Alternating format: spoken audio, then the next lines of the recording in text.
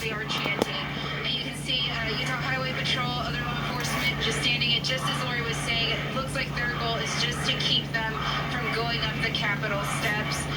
They are trying to be respectful, and they are not engaging the crowd at all. Moments ago, they were getting a little violent and aggressive, but it sounds like that, well, as you can see, that has calmed down quite a bit, and now we can just hear the chanting. Several people, dozens I would say, that are here with signs, Justice for George, Black Lives Matter, End White Silence. Some of what we can read from here, from where we're standing. And there's still, just as I look down State Street, there are still more vehicles arriving, more cars, more protesters, more people with signs making their way here towards the Capitol. The crowd seems to have been stopped here, and they're just sending their message from where they stand. You know what's interesting? I don't know if Aubrey can show you guys, but you've even got people that have driven up here on their motorcycles, and they're just parked. Garda, share with us a little bit about what you're seeing in the faces of the UHP troopers there. I noticed that they don't have any kind of riot gear on or anything like that. It appears as though they just are trying to make sure that they want this crowd to be peaceful. What are you seeing? What are you noticing from that vantage point? That's what you can see. Is it almost seems like the crowd is looking for some sort of reaction from them, and officers are not going to let that get to them. They are, as you said, they are not wearing any extra gear. They are just standing peacefully there and just hoping that this will not get out of control more than it already has. Now, I do see there's more law enforcement that is arriving, joining the ranks. They're on the bottom of the Capitol steps. Hey, Garna, I'm sorry to interrupt you. Can we zoom back into that officer in riot gear? Because it looked like she was taking it off.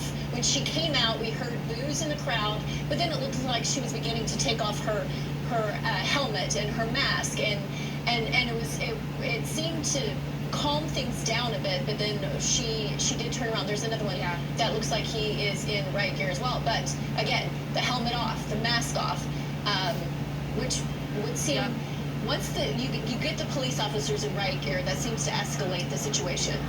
Exactly, and that's what we've been talking about all afternoon long here, is that we have not seen a huge police presence, and I think on purpose. They want to try and make sure that this crowd stays peaceful. And again, we want to emphasize the majority of these people are wanting to be peaceful. They're protesting, and they have a right to protest, and they're wanting to be peaceful. It was a handful of people, it appears, that flipped that car over, the Salt Lake City police car over, and set it on fire. Let's go to Jed Bull right now. I believe that he's out there. Jed, share with us where you're at and kind of what you're seeing. Yeah, we're about 100 yards away, or maybe 75 yards away from the steps of the Capitol. We got here about 10 minutes ago, about the same time that the large group that had come up from downtown had marched up to the steps of the Capitol. Let me get off camera so that our photographer, Adam Sotelo, can zoom in on the steps and show you our perspective here. As you can see, a large group on the steps of the Capitol. Hard to tell exactly how many people are up there. That would be easier to tell maybe from the helicopter. It appears as though the largest group of people who had streamed up here stopped moving up here, but there were still a lot of cars spilling into this area and parking on the streets all around the Capitol. When we got up here, we had to park in a certain area because we have to be able to hit our microwave tower in order to get this live shot for you. So in most respects, that determined where we were going to be able to set up. Our photographer was able to see, I heard you talking about the riot gear earlier. He spotted one state trooper that was in riot gear up there, but then he also told me that that individual stepped away. It could have been after we had heard that booing. So this is the scene that we're seeing here.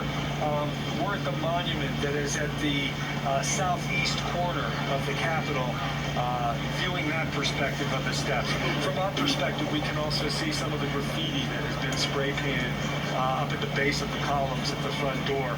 A large crowd up there, still a handful of people filtering in, and a lot of cars that are driving around this block of the Capitol. I really appreciate how UHP look at their demeanor.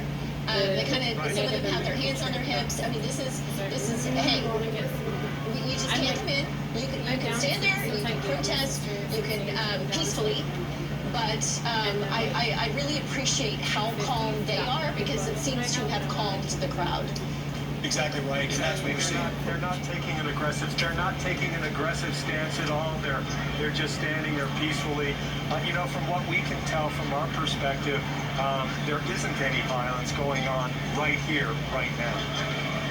And that's an important aspect to this all together here, as we've been mentioning. And I think that's a tactic that police officers want to be able to send across here, is that we want this to be peaceful. You have a right to be here. You have a freedom of speech right to be able to do what you need to do. But we're here just to make sure that things remain peaceful. It's almost kind of a stand down kind of position there. Garner, any more that you were seeing from your perspective of where you're at? Yeah, we've moved to the other side of the Capitol. We're now on the west side, facing towards the steps, and I think that's exactly what the message that police are wanting to send today is: you have the right to gather, you have the right to protest, but they're going to make sure that things don't lose that balance, which we've already seen happen down by the police station.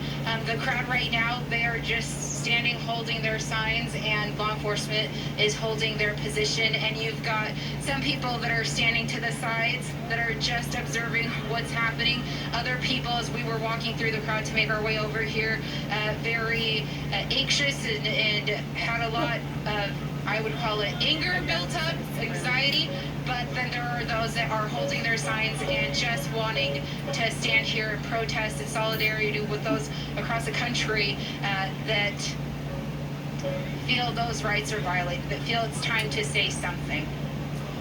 Okay, so we have Garner here out there. We have Jed Bull. We have full team coverage here. Also, Alex Cabrero out there live at the scene where this all started. If you're just joining us right now at 441 here on KSL TV, we had a peaceful rally here that kind of turned into somewhat of a little bit of a riot there when they overturned a police car, set it on fire. They busted out windows, started to damage some the property by just graffiti and other things like that. And now the rally has made its way to the state capitol. Let's see if we can go in with Alex Cabrero. Where are you at? And any more activity? I know the crowds were gathering pretty heavily where you were at. Yeah, Dan, I don't know if you can hear me. Yeah, we're still here at Library Square, and people are back on top of the police car. Again, right now, most of the fire of the police car is out, but I don't know if you can see, there are some people now on top of that police car dancing around, trying to bash it even more. And people are just, it looks like there's a little bit more in this crowd here starting to gather around that police car again, simply because the fire, for the most part, it looked like just a few small flames now. It didn't look like it was burning like it was maybe 30 minutes ago or so. But a lot of cars still going by, honking their horns. A lot of people still chanting, you know, I can't breathe. Black Lives Matter, justice for George Floyd. We are hearing a lot of that. And some of these cars going by, you can see their protest signs on them. The support that Black Lives Matter. Still not able to see any police officers out this way. Still haven't seen any Salt Lake City firefighters as well. But no doubt there is a plan in place. No doubt they are meeting about this, going over their strategy on how to try to at least gain some type of control over this section of Salt Lake City, because right now, honestly, it is out of control here at 200 East and 400 South. Now, saying that it's out of control, only saying as far as some of what's going on, I'm not seeing anybody getting injured. I'm not seeing anybody going after other people at all. We're not seeing that type of violence. It is only to property. Again, to the Salt Lake City police car, to some of the glass there at the Utah track station, and graffiti everywhere too. And you can kind of see them bashing out more windows there to the Library Square track station. The guy right there just busting some windows with a skateboard. There's another one through his skateboard, through the window, almost hit the guy on the other side. And that's the type of destruction that we're seeing here, is to government-type property, to this type of space, to public property, to be honest with you. Just trying to break that glass. But as far as businesses nearby, there's a Dunkin' Donuts here. A couple of other businesses. We're not seeing damage done to those businesses, just to these people right here. busting the glass at those track station windows, Dan. So it is disappointing. This is not what anybody wanted when this protest started. I've been covering this protest for most of the day when it was at the Salt Lake City Public Safety Building. And one thing people kept saying over and over, don't damage anybody, don't hurt anybody, keep it peaceful. People were handing out flowers to people saying, please keep it peaceful. But about a couple of hours ago, there was a surge of people here. Thousands more started gathering in this area, and that's when things started turning to what we're seeing now with that Salt Lake City police car. We can kind of see the crowd now heading east here on 400 South. They're going to the other track station that's just a little bit away from this one, and they're starting to bash the windows with skateboards on that track station as well, Dan. So the crowd is continuing here. They are still doing some destruction to some of this property out here, and no sign of police officers, at least in this part of the city, at this point. All right, that's Alex Herrera right now reporting live from 400 South and 200 East, where unfortunately we're seeing more vandalism, more damage being done. We're going to bring in former police chief Chris Burbank. We have him on the phone right now. And Chief, maybe you could kind of put some perspective. First of all, just your reaction to what's happening in downtown Salt Lake City, a place that you've come to love and also served for many years. Well, it's a little bit unreal. Something that I never expected to happen in Salt Lake City. One of the things that has marked any protest situation or disagreements in the past is that we've been able to kind of come to some conversation before it escalated to this. And especially the thought of public or police officers being put in a dangerous situation in which they could hurt each other. And that's the last thing that we want to happen. I think the most important thing to always recognize is that property can be replaced, but life cannot. Chief Burbank, what's happening right now, do you think, inside the Salt Lake City Police Department? We haven't seen officers. We've only ever really seen them publicly at the state capitol, where we're looking at them now. More are coming out to make sure that those protesters don't get inside the capitol. But what kind of conversations are happening at Salt Lake PD about the unrest that we're witnessing and the vandalism downtown? Well, we're seeing these conversations go across the country, and that's a conversation of, okay, how are we going to come to resolution on this while allowing people to get their First Amendment rights, their thoughts, their freedom, their frustration expressed, but yet not escalating it to the point that somebody gets injured or hurt. And you need to absolutely minimize the potential property damage taking place. And consequently, then the damage to the lives that follow up after that. And so it's a very tense situation in which, again, hopefully people are talking about how do we de-escalate, how do we move this down. This is the opportunity for leadership. This is when people need to rise to the surface and say, no, we're going to have a discussion. And it's not about what the moment takes. What are we going to do in the future in order to ensure that we don't have another incident attached to a young black man? That we can say, no, we've come to some solution on this, and we're going to resolve this long term, not just so we don't have protests today, but so that we don't have protests a year from now or 5 years from now. Chief, maybe you could tell us a bit about why haven't we seen maybe some police officers? We haven't seen any Salt Lake City police officers at all, right there where it all started. And why are they not maybe dispersing crowds at 400 South, 200 East? What maybe might be happening there, do you believe? Well, what you have to balance is if the anchor's at the police officers and the situation escalates or gets worse when you put police officers out for a confrontation, then is it the right thing to do to put police officers out for that confrontation? If the focus of the crowd's anger is police officers, is forming that line and saying, throw rocks and bottles and let's have a confrontation, where we're then going to have to respond with tear gas and batons and all these other things. And so that's a very difficult decision, but probably a wise decision in many circumstances. To say, no, we're not going to put the subject of their anger and frustration out in the middle of them in order to cause more damage or more potential problems.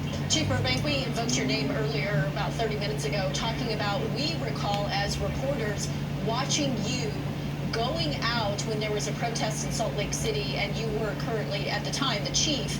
There were protesters in downtown. I believe they were protesting oil and gas leases, and you went and sat with them, sat in the middle of the protest and tried to talk to them. Is that a tactic that can be used now, or is this just continuing to escalate to the point where police may need batons and tear gas? Well, at all costs, you want to avoid that, because that means that the system has failed. Once we get to the point that we need to either injure police officers or have police officers injure the public, our system has failed. And so what you want to try and do is have that conversation, and you want to say, yes, I empathize, I understand. But most importantly, this is what I'm going to do to make change. This is how we're going to deal with this situation. And this is how I'm going to deal with you up front. And so not being the one in the middle of it is very hard for me to second guess. But the challenge is always a leadership decision. Who's going to stand and take responsibility and say, this is what we're going to do differently in the future? All right, former police chief Chris Burbank, who led our city's police force for many years, joining us live from the phone there. Thank you so much for being with us. We appreciate that, and thanks for your perspective. We'll probably be touching base with you maybe later on as we see this thing develop here. Let's go live to Matt Gephardt. I believe he's also at the state capitol. Matt, what do you see?